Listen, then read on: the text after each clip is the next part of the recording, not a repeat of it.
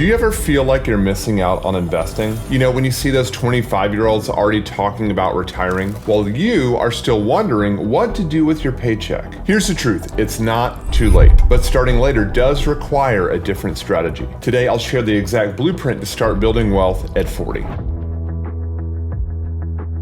Let me start with what I see destroying wealth for people in their 40s. Again, I think about this picture of like an iceberg. Like you see the little blip on top, that might be your income. What's below the surface is the wealth. And you have to build that over time through consistency, whether it's something like your 401k, where money is coming out automatically every time you get paid, or building equity in your home. Those are the two areas that Americans typically build wealth with. And so if your 401k is not on track, if you're not putting enough money away, maybe paying extra on your mortgage while optimizing your debt and doing these other things, it's time to right the ship. Now, my editor sent me a note here in my notes for recording this video to say, like, share a client story, but the reality is almost all of my clients are dealing with the same problems. They're coming to me typically with anywhere from $10,000 to $80,000 worth of credit card debt. So again, I don't bat an eye at that stuff. People that are struggling to get their credit score maybe consistently over the 700s, wondering where the bonus went, wondering where those high commission checks went, feeling like you're robbing Peter to pay Paul. Every time you get a commission check, every time you get a bonus, you're just paying down the credit card, waiting for the next cash infusion to just pay down the credit card. These are symptoms that I see. You might not feel like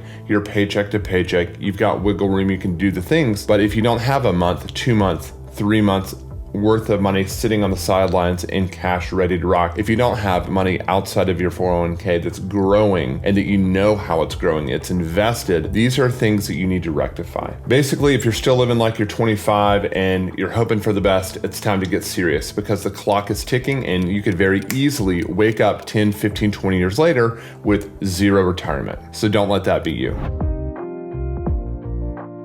Now, here's the good news. To solve this problem, you don't have to reinvent the wheel. You don't have to try to find the best budgeting spreadsheet. You don't have to go deep into the weeds of the numbers to begin to solve this problem. For most people, that can be very intimidating to, like, where to begin. Do you start looking at your bank statements? Do you start Googling for the best budget tools, for the best money managing apps? That's very normal. And if you're watching this video, my guess is you probably tried some of those things in the past. I think about this concept of a slush fund where most people manage money with one checking account. Maybe there's a savings account at the same institution, but the instant transfer that's one button click away to grab your money out of savings means most people are robbing the cookie jar, never actually building meaningful savings and actually getting ahead financially. When you're in the shower and water's coming out, it's hitting your body, but then it's like going all over the place on the walls and a lot of it goes down the drain, that's how most people manage their money. I'm basically helping install a different shower head so money goes to all the right places automatically. So most people, when they're managing their own money, they have to like build this new thing or create this budget every time they get paid and manually move money all over the place. I felt like I was beating my head against the wall that there's got to be some quote out there to help unpack this concept. And I found this Elon Musk quote, which is basically like, don't optimize something that shouldn't exist. In this example, a budget shouldn't exist.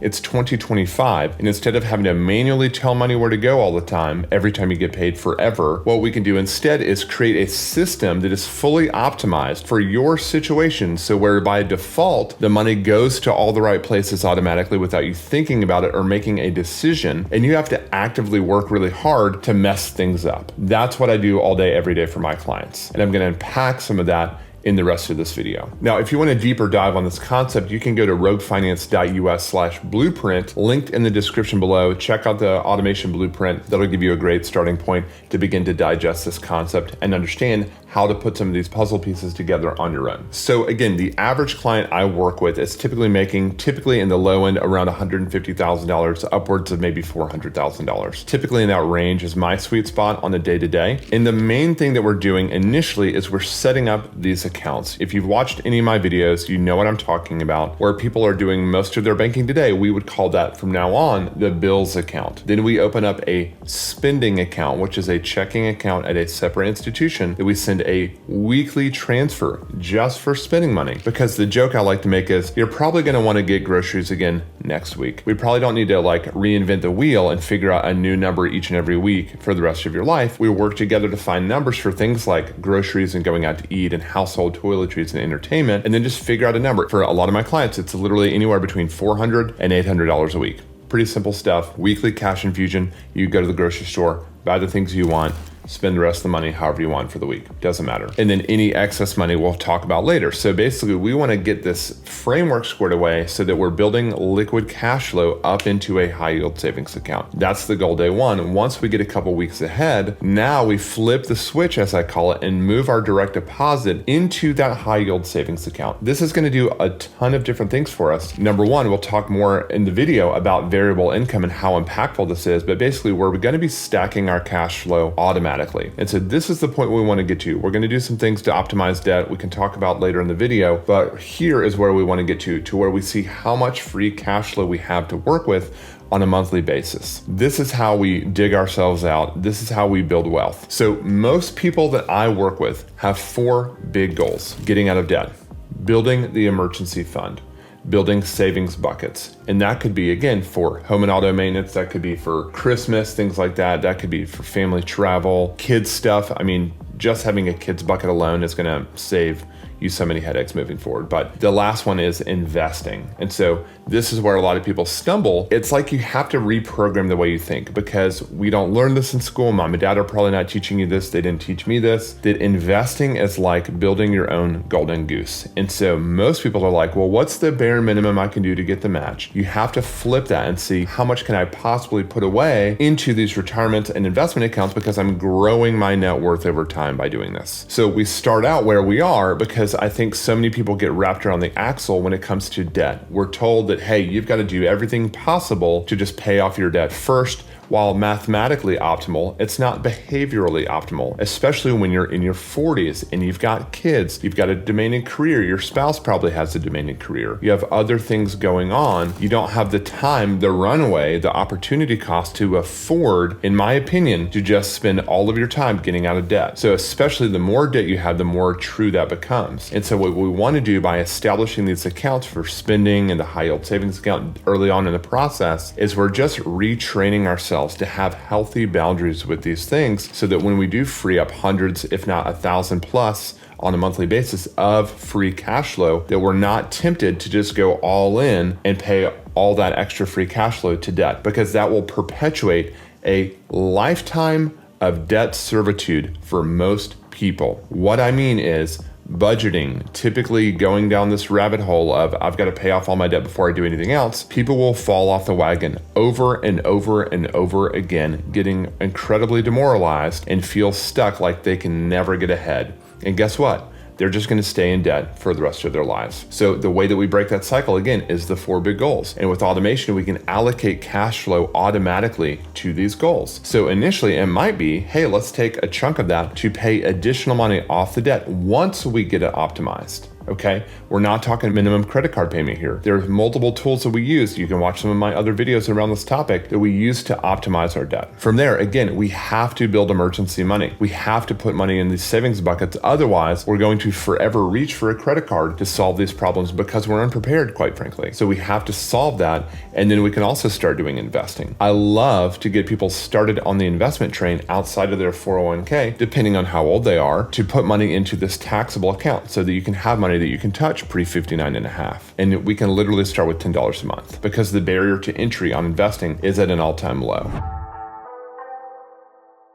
Now, when it comes to investing, as a financial coach, not a financial advisor. I used to be a financial advisor. I intentionally let my licenses lapse. I have zero desire to manage anyone's money, but I can provide education, and this is not specific investment advice moving forward, just so we're clear. But it is important to note that a 1% fee from mutual funds or a 1% fee from a financial advisor can be literally hundreds of thousands of dollars of a lost opportunity to you over decades of your life. So what I actually mean is the typical advisor will charge you a 1% fee to manage your assets. Not that there's anything wrong with that. They should be doing other things than just putting your money in a portfolio and calling you a couple times a year. Well, granted, there are definitely advisors that might be doing that too. So that's a watch out for you to consider. Again, this is someone who has recruited financial advisors. I've been in the financial industry for a decade prior to starting this business, so I know what I'm talking about. The other piece, the average mutual fund, which even when we say mutual fund, it's almost implied that their goal is to beat the market. It's implied that it's an active mutual fund versus something passive like an index fund. You think an S&P 500 index fund as an example. So an active mutual fund, Kevin O'Leary will talk about, Mr. Wonderful from Shark Tank fame, that 88% of actively managed mutual funds will fail to beat the benchmark, whether that's S&P 500 or Russell 2000 or whatever. So we know that you're really rolling the dice if you're hoping to be in these actively managed mutual funds and wondering which one is going to beat the market win. So the company Vanguard was really founded on this premise that if we can keep fees low and just get the market average, the average investor should be better off. And that's what we've seen to be the case. Again, this is my opinion. I'm not advocating this for you specifically, but a lot of people, Warren Buffett, maybe you've heard of him, 90% of his wealth when he dies is going to go into an S&P 500 index fund. So there are other funds like the Total Stock Market Index from Vanguard, which is VTI for the ETF, or VTSAX, which is the mutual fund equivalent. These have fees that are 97% cheaper typically than the average mutual fund at like 0.02, 0.03, depending on where you're getting them. So what we know is we're recouping that 1% fee. We're able to put more money into the market efficiently and have it grow over time. So this is the basis for a lot of investing. There's a whole community that I would highly recommend you explore called the FIRE community. FIRE is an acronym for Financial Independence, Retire Early. A lot of these people are putting tons of money away into the Vanguard Total Stock Fund, other index funds, again, because of the low fees, the average market performance, it's relatively predictable. But the name of the game is pumping up how much you can put into these accounts. And I think the detriment is for so many people investing in their 401k, if you're not paying attention, you're probably going to be in something like a target date retirement fund, which could be the 2055 fund, which is a mix of stocks and bonds. Oftentimes to have these automatically managed funds, there's going to be a little bit more fees associated with that. So you want to be watching out for things like that. But the goal, noble as it might sound, is that it's going to be in maybe starting out 80% stocks, 20% bonds, and then change over time based on how old you get to be more and more and more conservative. Again, sounds like a great idea. The challenge is we are giving up a lot of rate of return the more that we go into bonds. And so oftentimes stocks are seen as these super aggressive things, and they're not necessarily that aggressive. They fall typically more into the moderate, maybe moderate aggressive category, depending on whose hair we're trying to split. So I love this book. My good buddy, Nick Nielsen, certified financial planner, gave this to me in person in the flesh when we were having a delicious lunch one day a few years ago. So this book, let me make sure I get the title right. Simple Wealth, Inevitable Wealth is one of his favorites. And Nick Murray is a financial advisor coach who's been a financial advisor for decades, probably 40, 50 years. I can't remember exactly, but basically he unpacks this idea that the actual real rates of return of equities is almost double that of bonds over any given period of time. So the idea that we want to just be very wary of getting into bonds too soon, because the reality is we want to be building an equity portfolio for the rest of our life. The goal is not that, hey, I'm going to get a 65 and now suddenly I'm going to be liquidating my entire portfolio and moving to cash. Not the case at all. You need that portfolio to grow well into your 90s. And it's great if you can have dividend income, if you can be liquidating shares over time as you need to. As you get to that point, my guess is I know what I will be doing is likely hiring a financial advisor to help me with the distribution strategy so that I don't mess things up. And I'd recommend that you probably do the same. But again, this investment strategy will also dovetail with other things we talk about, like access to cash later on in the video. So stick around for that. Now, I mentioned this earlier in the video that if you are a variable income earner, I want to go back to that high yield savings account, because just learning to deposit into a high yield savings account is an absolute game changer. I brought on a client, I guess it was maybe last week, that he was typically making around $315,000, would get up to maybe $425,000, $450,000, and then as low as $260,000 per given year. And so that is a lot of ups and downs. That's a lot of unpredictability. Hard to build a life with all that unpredictability when you could be making double one year and half of that the next year. Depositing all of your income into the high yield savings account is going to be a massive buffer for people. Think of it like an ocean wave. You've got a lot of choppiness, you've got bad weather on the surface, but down below, everything is really calm. And that's what I equate this spending account to. Every week, $500, $700, $800, $900, whatever the number is, goes into this account. Each week, you don't have to think about it. The bills get paid, money drips out from your high yield savings to pay the bills. And then if you have a great month, like this guy was talking about getting potentially $100,000 commission check, well, that would fall into the high yield savings account and drip out to pay the bills and spending money for easily a few months, right? Maybe 5 months, 6 months even, depending on his lifestyle cost. So the idea is, as you are a variable income earner, this is the foundation to eliminate the ups and downs so that you can do the things that you need to do well on autopilot. And I just want to tell a quick story for other variable income earners, because there might be people. I had another conversation with a lady who gets an annual bonus. So many people get an annual bonus. And when I worked at the #1 independent broker dealer, I had a buddy that was friends with the head of the financial planning team. And that individual had a spreadsheet. So they would calculate what is your salary and then what is the annual bonus. And when your goal, you have to have this goal to max out the 401k, what people typically would do is put like 15% of your monthly paycheck into the 401k so that by the end of the year, you're going to max it out. Quick footnote on this is that oftentimes each 401k plan document is different, but like, let's say you get really aggressive and you max out the 401k in September. If you don't put in the remaining months of the year, you're not going to get that match. So just be wary of that and check out your employer's plan document to make sure that you are not privy to falling into that trap. So anyway, my buddy's putting in like 15%. And what we know is if you have bonus income, 40% is typically coming off the top for withholding. What people don't know is that you can sidestep that if you put it into a traditional 401k, meaning if you get a $10,000 bonus and you're used to only getting like $6,000 of that and change, maybe less after taxes are taken out, you can put in up to all of that $10,000 bonus into your 401k, and all of it's going to go into the 401k. So just know that is a massive life hack. My buddy that was doing, 15% of his paycheck every month, because he realized like he wasn't spending his bonus money on anything meaningful. It would just land and they'd be like, I guess we're going to do XYZ with it. And they didn't really need the money. So what he ended up doing is flipping the switch, putting a big chunk of his bonus in there. He still got some of his bonus, but then he saved $800 a month back into his paycheck to do what he needed to do to optimize in other areas. So these little optimizations can be massive, especially if you make more income, especially if you have variable income in a variety of forms, bonuses, commissions. There's really a massive opportunity to optimize this, get it in all the right places, and do more investing than maybe you thought possible. So wrapping up here on the cash side of the fence, everybody talks about having an emergency fund that's 3 to 6 months. And to save 6 months of money in cash can take a long time, multiple years to do. And so if you are not paying attention and just waiting to pay off debt, waiting to save 6 months of an emergency fund before you start investing, you are shooting yourself in the foot big time. What I love is the concept of access to cash instead of just cash alone. And I learned this from my buddy, Nick Nielsen, my certified financial planner friend. And so it's great to have liquidity. I'm a huge fan of that. I want to help clients get to 3 to 6 months, but not at the cost of not investing. Also, there are other layers. Once we are out of credit card debt, then those credit cards are 30 days of free money. So if you need to buy an appliance, if the HVAC goes out and you need to float a big expense, that's a 30-day free money option for you. Then you can look at your emergency fund to fill the gaps as needed, or maybe you can use your income to solve some of those problems. And then lastly, if you own your own home, something like a home equity line of credit can be another great way to finance some bigger expenses,